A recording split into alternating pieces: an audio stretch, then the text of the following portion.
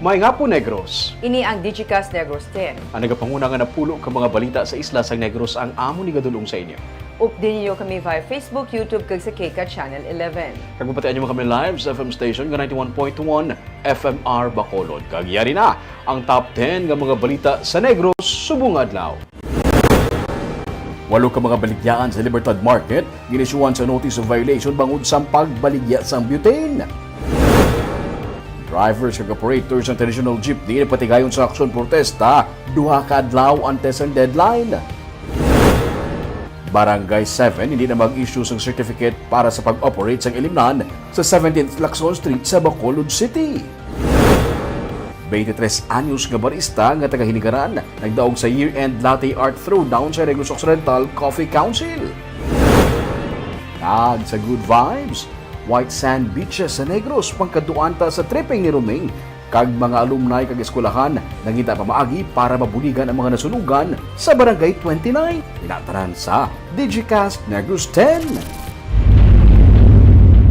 Sa number 10,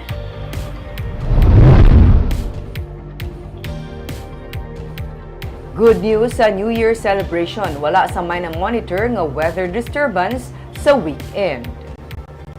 Base sa monitoring sa Pag-asa, wala sa may na-monitor nga weather disturbance ang Pag-asa nga nagapasulod sa Philippine Area of Responsibility sa masulod nga 3 ka adlaw. Sulod sa Pag-asa, ang hangin amihan apadayon nga nagaapekto sa northern kag central Luzon, samtang ang easterlies naman ugo na mainit nga hangin gikan sa Pacific Ocean ang nagaapekto sa iban pa nga parte sa Pilipinas nga nagalakip sang isla sang Negros. Mangin magal-umo ng kalangitan nga may upod nga lapta-lapta nga pag-ulan kag pagpanaguob dala sang easterlies kag localized thunderstorms. Posible sa gihapon ang hinali nga pagbubo sang ulan, pero magalawig lamang ini sang 30 minutos tubtob 1 ka oras sa hapon, gabi o kun kaagahon.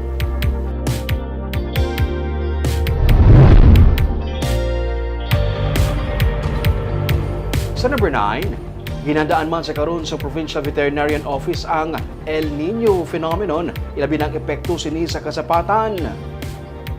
Gina-recommend sang OPV sa mga nagasagod sa kasapatan nga dapat ang mga housing sang ilang mga hinuptanan ang well-ventilated. Dapat sa tanan man nga tion ipasiguro nga may tubig ang mga kasapatan para nga mainom ag tumalikawan ang dehydration. Sa mga lugar nga madamo pa sang hilamon, ginahaylo ang silage making ukon i-preserve ang mga hilamon kasubong sang daw at tsara ang hilamon.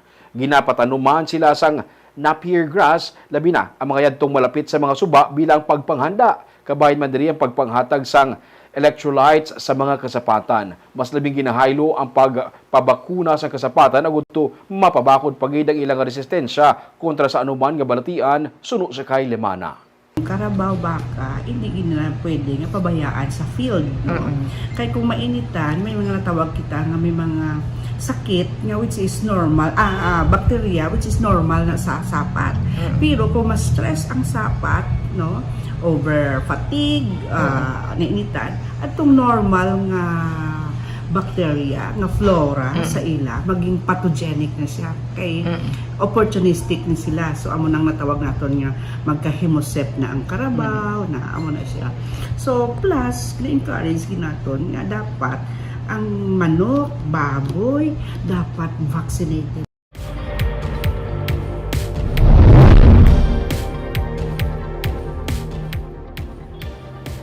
Sa number 8, isa ka 23 anyos nga barista gikan sa Hinigaran ang nagdaog sa year-end latte art throwdown sa Negros Occidental Coffee Council. Yaring report ni Romeo Subaldo. Halin sa pagkaadik sa kape, luyag ni Ron Chrysler Evangelio nga tun-an pagit ang kape tubtub nga nangin isa siya ka barista halin sa iya nga pag-graduate sa K-12 nga program. Taga-Banwa siya sang Hinigaran. Breadwinner siya sang ila pamilya kag 3 na katuig nga nagabarista. Isa siya sa 16 ka mga barista halin sa nagkalain-lain nga coffee shop sa Negros Occidental nga nagpasakop sa Negros Occidental Coffee Council year-end latte art throwdown sa Cafe Shelly sa Barangay Takuling sa Bacolod City. Sa sugod pa lang, nagpakita na si Ron sang abilidad sa paghimo sang latte art.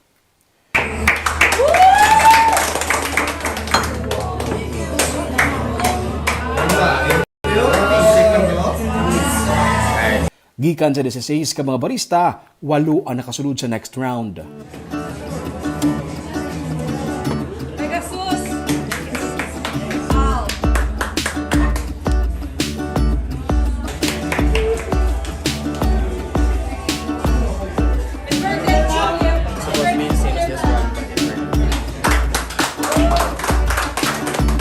Ginsala pagid ang mga barista gikan sa 8, ginpili ang top 3. Sila amo sang Dayron sang Lazy Hound Cafe, Angie Javier sang Coffee Culture Roastery, kag Joshua Yap sang The Coffee Guys PH. Sunod sa kay Camille Maris Catalogo, tagiya sang Cafe Shelly nga amo ang nag-host ng competition sa tunga sang nagadako nga coffee industry sang Negros, luyag nila nga makabulig sa pag-develop pagid sang talento sang mga barista. In a city where coffee culture is flourishing, we aim to elevate it further by honing the talents and experiences of our local baristas. Bacolod is rich in culture, and what better way to express that richness than through the beauty of latte art. Ang top 3 nga mga barista ang gitagaan sang tsansa nga ipakita ang ilang mga design. May pa-stack up tulip si Angie, inverted Pegasus si Joshua, kag ang kay Ron, Seahorse. Gikan sa 16 ka mga participants, si Josh ang ginkilala bilang champion. Nalipay siya nga halin sa certified addict sa kape kag isa ka barista na kilala pagid ang iyang nga talento.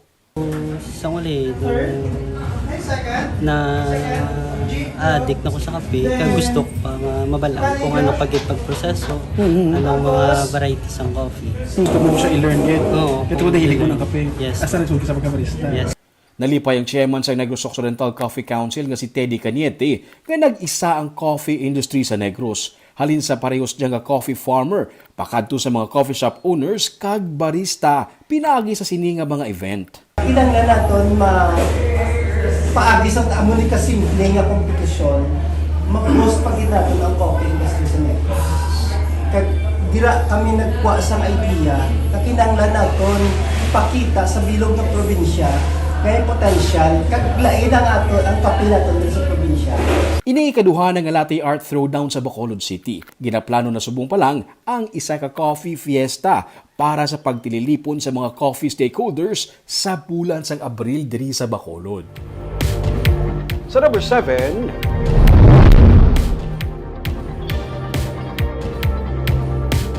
Sagay City naglunsar sa proyekto nga magapadamo sa mga lobster sa Sagay City Marine Reserve.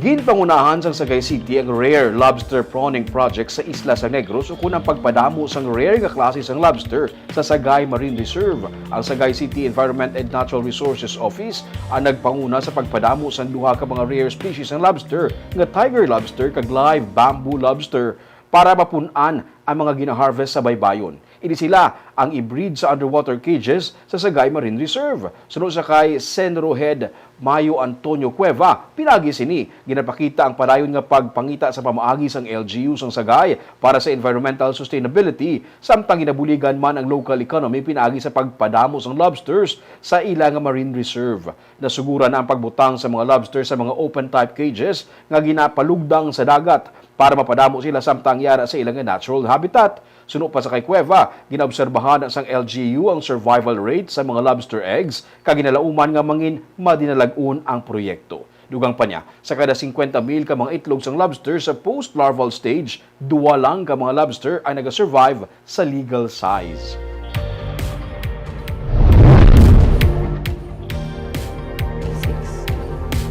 Sa number 6, punong barangay hindi na mag-issue sang certificate para sa liwat nga pag-operate sang ilimnan sa 17th Lacson Street sa Bacolod City. Kutob lang sa December 31 na na-issue nga business permits ang Business Permits and Licensing Office para sa ILDE Corporation para mag-operate sang resto bar sa 17th Lacson Street. Gani plano ni punong barangay Hercy Sibog sa barangay 7 nga sa madason nga tuig hindi na mag-issue sang barangay certificate para sa operations sang ilimnan nga ila nasakpan. Magapangayo man sang rekomendasyon ng barangay gikan sa zoning division sang syudad. Ang barangay certificate kabahin sa mga requirements sa pag makakuha sa permit sa negosyo. Damlag pa, ginrecommend sang punong barangay ang pagpasira sang resto bar bangod malapit ini sa mga buluthuan. Sa sulod man sang ilimnan natabo ang pagmolestya sa criminology student sa isa ka menor de edad nga babayi. Napasiradaan ang kumbuyahan sa nagligad nga semana bangod na talupangdan nga wala ini sang permit. Pero ginpabuksan man sa City Legal Office makaligad nga makabayad sang 1,500 pesos nga pinalidad. Pero do laban gid ipauna na lang anay namon siguro pa-approve ang sa restaurant nila. So ang bar do pwede i-defer ng guro anay kung ano kung matapos na ano na lang anay namon sa zoning kung anong gid mas mayo para mas safe ya kung ang restaurant na kita na i-open nila liwat. Hindi ko mag-issue approval para sa bar unless kung na-clear sa... Oo, ipa-clear na yun sa zoning.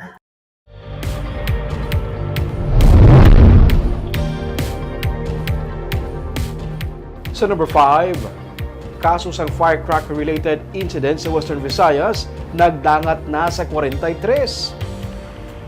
4.88% ka mas mataas ini kung ipaanggit sa kasubungan nga tion sa 2022 nga nag-record sa 41 ka mga cases. May sam ka mga bag-o nga kaso ang na-report sa December 28 ug 29 nga datos. Wala sa bag-o nga mga kaso sa mga blast o burn injuries nga may amputation. Isa naman ang eye injury. 3 naman sa sini nga mga kaso, boga ang gingamit nga palupok. 3 ang gikan sa triangulo, 2 ang kamera kag isang 5-star. Parayon ang paghaylo sa Department of Health sa publiko nga likawan na ang paggamit sa palupok para sa pagsaulog sa New Year. Mas mayo nga magamit na lamang sa mga alternatibo kasubong sa pagpatik-patik sa mga kaldero o kung pagpatukar sa mga matunog nga music.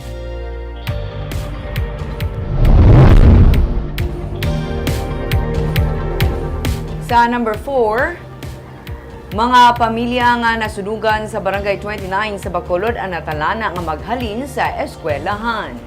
Sa Enero 3, magabalik na ang klase sa Apolinario Mabini Elementary School. Gani nagalibog ang ulo sang 39 ka mga pamilya nga nasunugan sa Barangay 29 nga hasta karon nagatiner sa eskwelahan nga amo nagaserbe temporaryo nga evacuation center. Plano sa barangay nga isaylo sa barangay gym ang mga evacuees. Humaling kaina may pila na ka mga pamilya nga nagbinalik sa ilang nasunog nga puluyan para manghimos.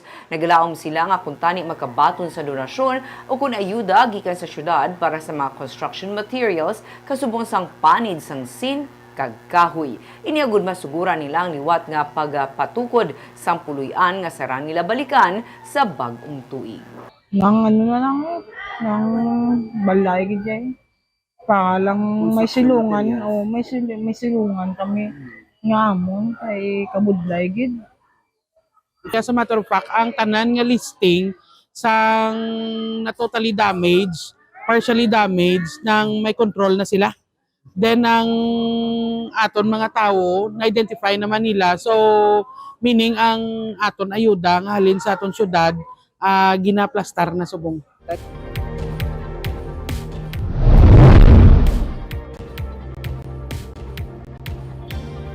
Sa number 3, hindi lamang mga firecracker-related injuries ang ginabantayan sa karon sa mga disaster teams sa Negros, kundi pati mga medical cases kag vehicular accident ang ginabantayan man sa pagsug-alaw sa New Year.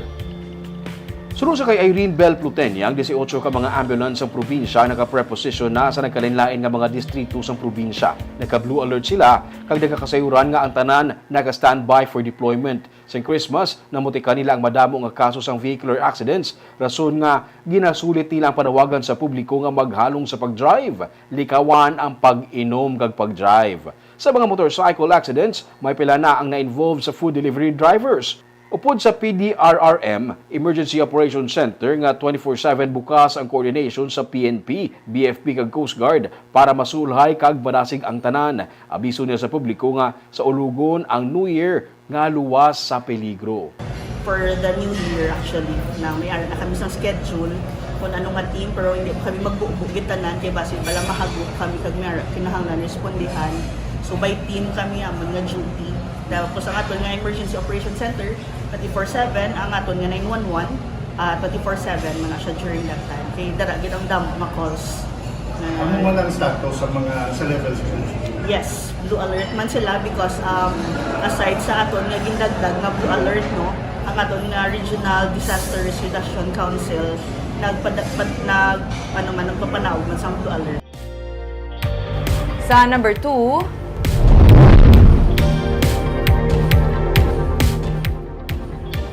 kapin isa kalibo nga katapos sa nga transport organization ang nagpatigayon sang rally agud to pamatukan ang natalana nga jeepney face out.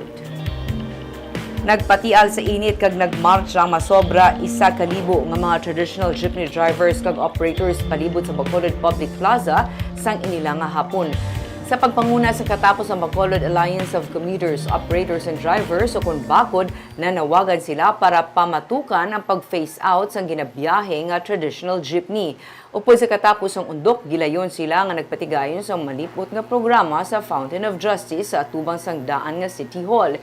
Suno kay Bacod President Rudy Catedral, rehabilitation sa mga traditional jeepney ang kinahanglan nga suporta sa transport sector kag hindi ang pagkakas sa ila sa mga dalanon. Handa man nakatapos ang grupo nga magupod sa Jeepney Modernization Program kung dulaon ang pagsunundan angot sa pag-consolidate sang ila nga prangkisa. Sa December 31 mag-expire na ang gin-issue sa ila nga Extended Provisional Authority nga makabiyahe. Pero nagaayo siya gihapon nga matuman ang duga nga extension agud bisan paano makapadayon sila sa ila nga palangabuhian. Sang inila nga hapon, nakigdialog man ang katapos ng transport sector kay Acting City Mayor El Cid Familiaran para ihinyo ang paghatag sang extension sa ila Provisional Authority. Well, ti pangamuyo tang ang petition ta mga grant temporary restraining order malang mo restrain kang hindi anay pag implementar or hindi anay sila pagdakpa. Kaya para tunan, di kabay pa. Kag kung matunan, may win-win solution nga matapos. Kag sa numero 1 sa mga balita subong adlaw.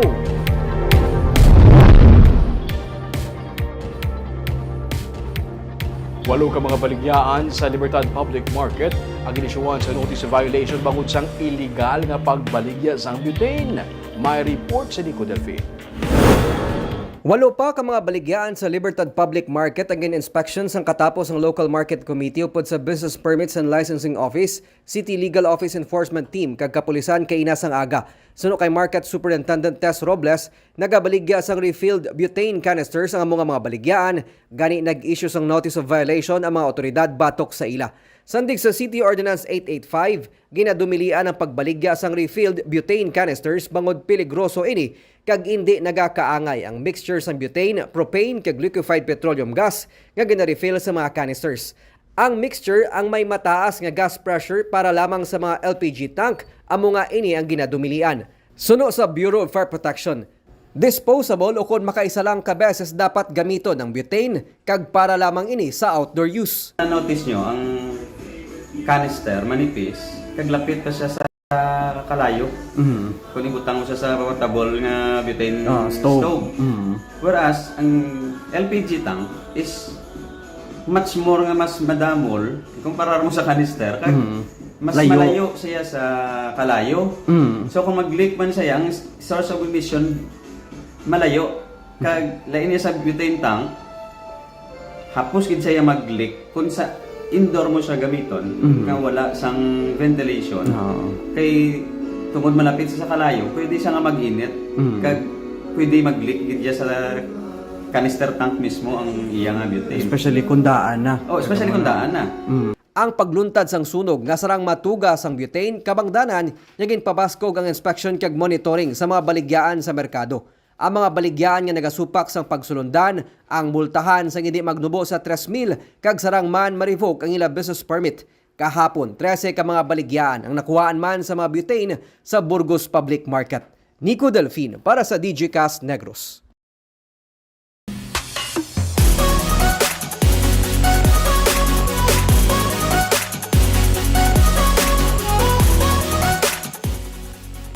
Yari naman ang pangpabalo namon sa inyo nga pagpag-good vibes sini nga weekend. Kung white sand beaches ang pag-istoryahan, hindi man mapauli ang Negros. May mga matahom nga white sand beaches man kita diri. Buwas aton libuton ang ini nga mga beach from north to south sa tripping ni Ruming at 10 a.m.